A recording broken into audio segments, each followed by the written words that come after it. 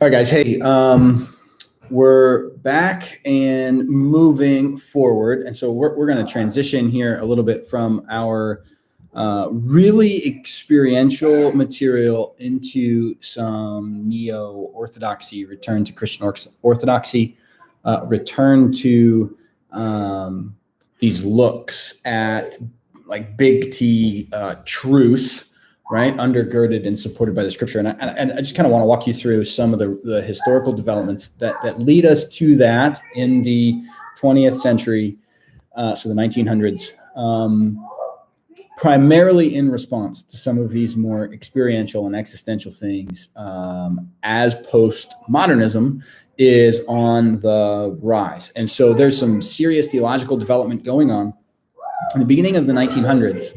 Late 1800s, early 1900s, that is churning its wheels in the face of the shift from modernism to post-modernism, and trying to make a lot of sense out of what's going on in that theological arena with our present sort of challenges in post-modernity, in the world of philosophy and theology, etc. And so first things first, in the Christian world, there's an individual, he's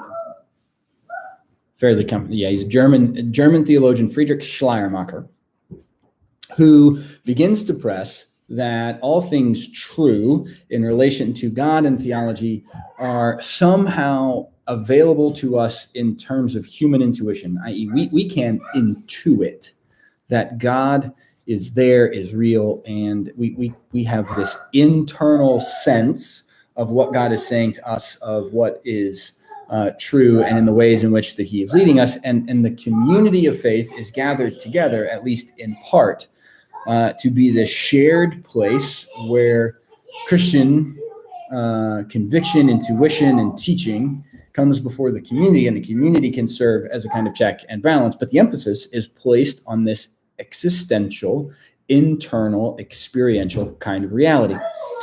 Not necessarily unlike people that we've encountered, Julian and Catherine and Joan of Arc and the women in the texts of Scripture, along with a lot of the others, Isaiah, Jeremiah, Ezekiel, and some of these others. And so the problem was not with Schleiermacher's insistence on humanity as an experienced thing, as a livable faith, as a experiential reality in our lives, where God's relationship with us is known to us in ways that matter to us internally. That isn't the problem with Schleiermacher. The slippery slope that Schleiermacher creates in the way that he presents his theology is really simply this: if it's all intuited,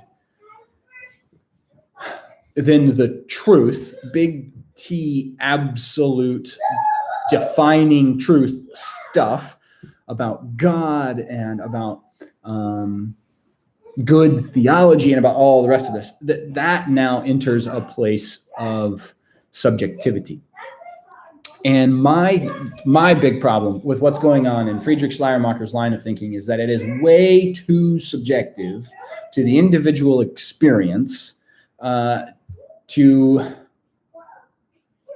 be validated, to have the necessary requirements around it, right, for these big truth claims that would be necessary for the kind of theology that needs to go with these personal experiences. And I'm not the only one who thinks that. An individual who comes along shortly thereafter is Karl Barth. And we've talked about Barth briefly in the past on some of this material, but we're going to talk about him again. Karl Barth and revealed truth lands us in a place where in the early 1900s, the 20th century, as the world is turning from modernity to postmodernism, and the modern worldview of absolute transcendent truth and the need for that to orient this present reality, we're moving away from that to a kind of subjective truth an interpreter's world where the way that you interpret reality is the way that reality really is, kind of a thing. Barth stands up and says, no, absolutely not. That's not how this works. If we are going to have these kinds of experiences, if we're going to have this kind of personal devotion, this kind of intuition, this kind of subjectivity in our faith, then we need an absolute anchor. We need something that grounds it.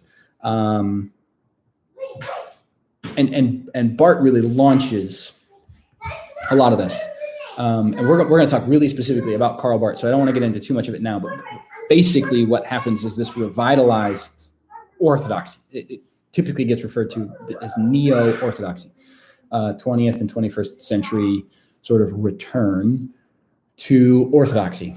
Between the Enlightenment and the shift to Neo-Orthodoxy,